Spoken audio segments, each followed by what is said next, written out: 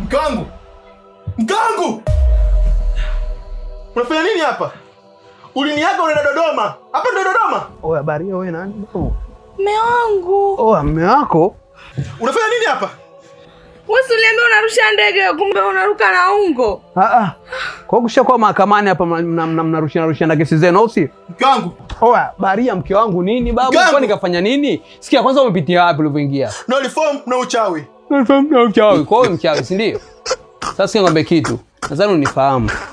Mimi ndo Nyuki Brandi. Mzee wa mikunjo. Nakunja mpaka wachawi. Sasa sikia ngombe kitu. Hii nini? Ni bastola. Hii bastola Kati ya bastola na mchawi, nani bastola? Bastola. Bastola Ndio. Sasa angalia utakunjwa. Njoo mke wangu.